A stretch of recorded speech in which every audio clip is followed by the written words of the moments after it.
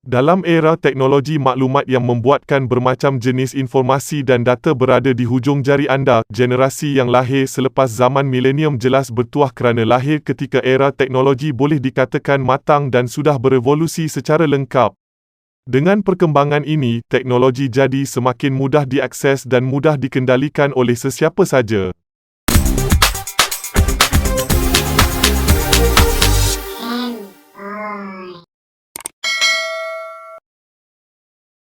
Walaupun begitu, ada banyak sebenarnya memori yang kami, generasi tua ini simpan dan akan terus jadi kenang-kenangan kami kerana kami melalui fasa teknologi masih lagi dalam proses perkembangan dan teknologi pada zaman kami, saya boleh katakan banyak memakan masa dan tenaga kami dalam menggunakannya.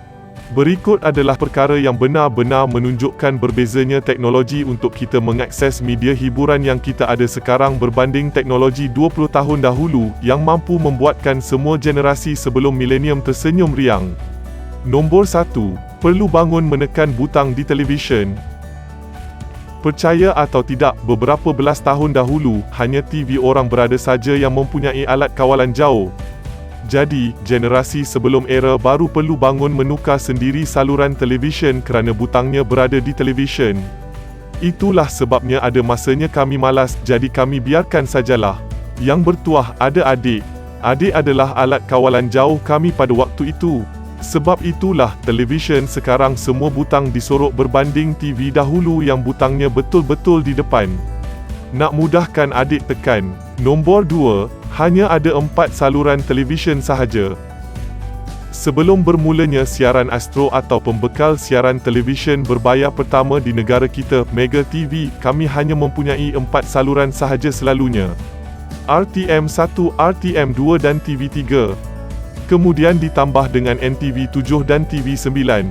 Sebelum NTV7 dan TV9 wujud, ada satu saluran yang dah pupus bernama Metrovision yang saya akui bosan dan kemudian dijenamakan menjadi 8 TV sekarang ini. Dengan saluran-saluran inilah kami tonton semuanya. Peluang dapat tengok filem dalam televisyen merupakan satu acara keluarga yang dilakukan beramai-ramai. Nombor 3. Guna telefon awam. Memang suka nak jumpa telefon awam sekarang ini, tetapi dengan telefon awam yang menggunakan duit shilling atau sistem kad melalui ring kad atau citifon inilah kami semua berhubung. Dulu, inilah prepaid kami. Beli kad bernilai RM10, pergi ke telefon awam dan kemudian berboraklah dengan ada orang lain beratur kat belakang kami. Borak pula durasinya bergantung kepada lokasi. Kalau panggilan sama negeri, murahlah sikit. Kalau panggilan ke negeri lain, laju saja kredit ditolak. Cakap pun cepat-cepat. Nombor 4. Walkman, kaset, bateri dan pen kilometriko. Dulu lebih ramai guna Walkman. Kalau dia ada Discman yang memainkan cakra padat, dia kaya. Untuk orang kebanyakan, ada Walkman ni dah kira best gila. Tapi pada waktu itu, teknologi bateri bukan macam sekarang. Sekarang semua orang ada bateri boleh charge semula dalam telefon. Dulu Walkman pakai bateri AA. 4 biji RM3 untuk bateri Everready atau RM9 untuk bateri alkali yang tahan lebih lama seperti Duracell atau Energizer. Dengar lagu pula guna kaset, jadi setiap kali main kena pusing balik kaset. Nak rewind pakai Walkman, bateri cepat habis. Jadi kami guna penutup pen kilometriko untuk pusing balik kaset kami. Nombor 5. Adjust Aerial TV. Dulu semua TV mesti ada aerial atas dia. Kalau tak ada atas TV, mesti ada dekat luar rumah aerial yang dipasang atas atap atau guna buluh tinggi supaya dapat siaran. Masalah pada ketika itu adalah siaran memang tak stabil. Jadi setiap kali bangun tukar saluran, tak ada remote control, kami kena adjust balik kedudukan aerial supaya gambar clear. Ada masanya kami tengok sajalah TV dengan gambar buruk sebab malas nak adjust. Lagipun, ada sesetengah aerial, bila kita pegang, kita boleh rasa elektrik statik kat tangan.